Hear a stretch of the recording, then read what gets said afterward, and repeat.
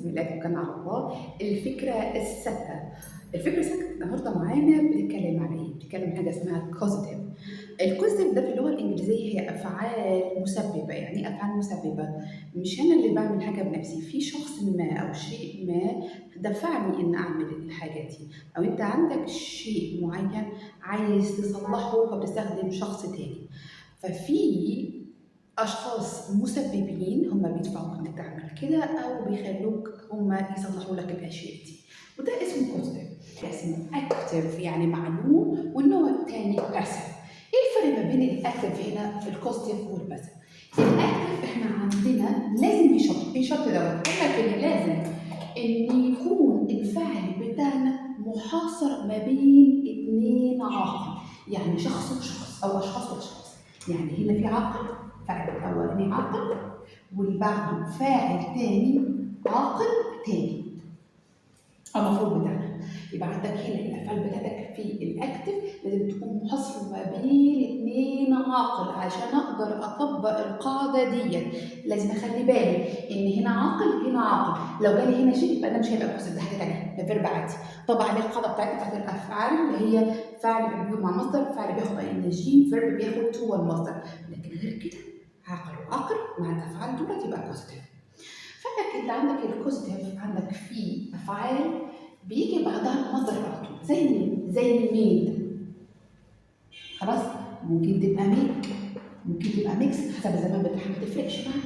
كمان هاف مصدر، ليت مصدر، هيلب مصدر. يبقى عندك كام واحد؟ 1 2 3 4 4 بيجوا بعضهم المصدر.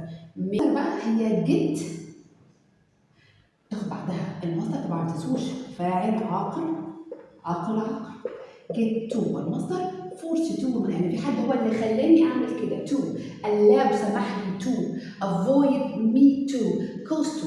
فقال لك انت من الاخر كده لو شفت get to force و allow و avoid و cause وجا بعده مفعول عاقل تاخد to المصدر، يعني allow me to. خلاص؟ ممكن permit كمان permit me to avoid me to cause me to force me to get me to. يبقى دول بنبقى معروفين الافعال اللي بيجي بعدها to والمصدر اللي ده بعدها مفعول اللي هو مين؟ get وforce وcause وavoid والlow.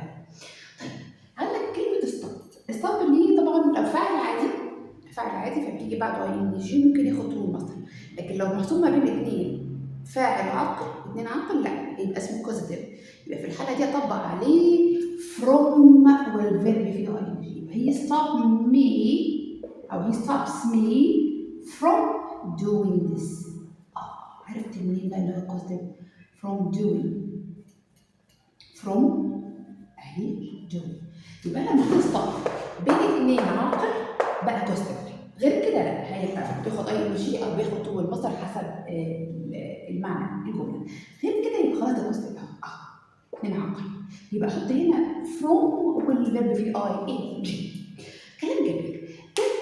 النوع الاولاني هو اسمه معلوم. ليه معلوم؟ لان في اتنين فاعل عاقلين انا عارفهم، انا اصلا عارفاهم. خلاص يبقى هجيب الافعال دي مصادر، لا اما تو المصدر لا اما فروم بس مع ستوب. انا المبني المجهول وهنتكلم عليه دلوقتي. بس انت عندك في المنهج اللي هم الفاعلين دول هاف وجت، بس اعرف منين مبني المجهول؟ في شرط طبعا اكيد. مبني المجهول بيقول لك انت بيجي لك هنا عاقل، يعني هنا في انسان، بعدها بيجي لك هنا شيء زي عربيه كوبايه كاب كار اي حاجه. يبقى هاف وجود لو تحصل ما بين عاقل وغير عاقل يبقى في الحاله دي كوزيتيف، تبقى كوزيتيف. وفي الحاله دي انا باخد بعدهم التصريف التالي لانها مبنيه من مجهول.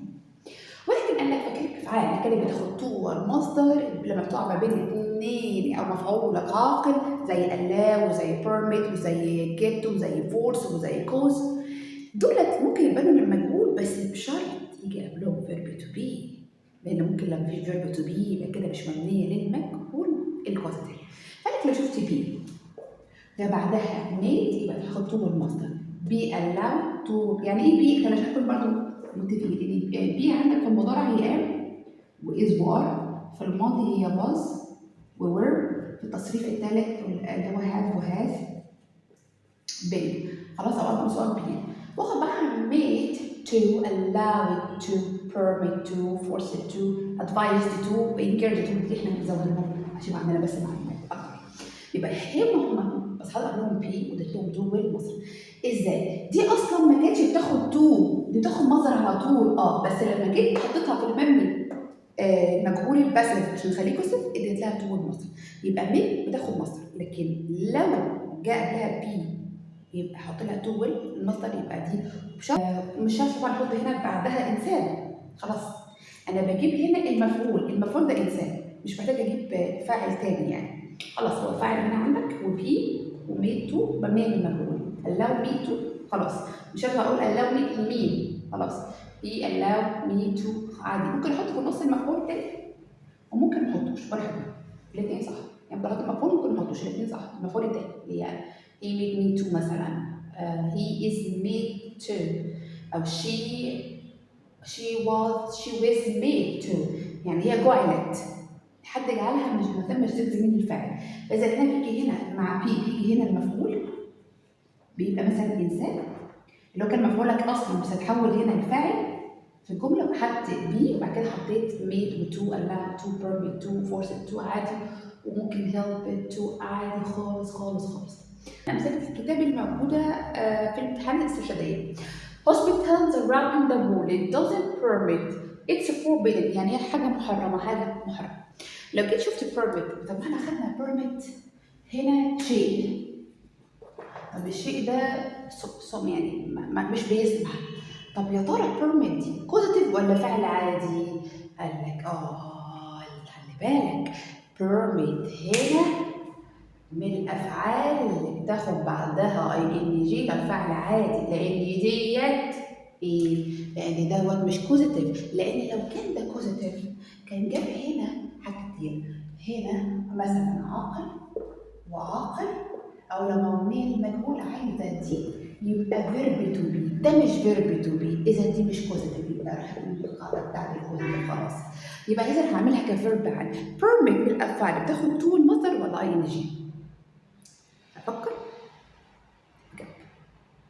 طيب السؤال اللي بعده لو كده فكر نفس الاجابه فخلاص هو مش كوزيتيف، خلاص لو كوزيتيف هاخد مفعول عاقل وبعد كده كده مصدر بيرميت على بس عليها فيرب تو. الإجابة هنا هتبقى في الحالة دي هتبقى كفعل عادي، الفيرب دي بقى فيرب عادي يبقى hospital around the world يعني permits mostly it's forbidden يعني هو محرم. We are going to get a mail us actually. هنا لو جينا نشوف الفيرب بتاعنا هو كل ما نسب عندي الفيرب الأصلي بتاعنا. هنا شخص عقل وهنا عقل، لأن مين معناها خدمة، وهنا ده بعدها الفيرب. إذا هنا أنا جبت اثنين عقل في جبت يبقى طبقة قاعدة الكوزيتيف، يبقى جبت من الأفعال اللي بتاخد تو والمصدر. اللي بعد رقم 3 I had at the garage once a month. هنا لو جيت بصيت هنا جراج ايه المرة؟ قال لك العربية بتتشيل كانت بتسمع. النوع الثاني اللي احنا قلنا هنا اسمه الكوزيتيف اللي انا موجود وانا عندي هنا موجودة وتصريف كده موجود، بس لازم في النص يكون الشيء موجود. إذا في الحالة دي أنا مش هقدر أخد دي عشان لازم تعمل الهاء في التصريف الثالث في الشيء موجود. ينفع؟ تنفع؟ لا عشان في اسم يبقى غلط زيادة.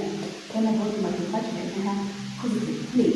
لأن أنا عندي هنا الشخص العاقل وعندي هنا الشيء اللي الصفحة، يبقى طبقت مع هذا الشخص والعقل الشيء، العقل والشيء، وفي النص هات البيت أو القط. يبقى في الحالة دي بعدهم التصريف الثالث يبقى ده كوزيتيف، يبقى الإجابة هاف والشيء وتصريف الثالث. كده احنا خلصنا الفكرة الثابتة اللي هي اسمها الكوزيتيف بجميع اختلافاتها. ما تنسوش في كوزيتيف بين الاثنين عقل وفي كوزيتيف بين عاقل وشيء. Thank you for watching and please don't forget to share. شكرا، ما تنسوش تشيروا الفيديو عشان يوصل كتير من زمايلكم والكل يستفاد. قريبا نتقابل على خير واحنا بنقفل بإذن الله.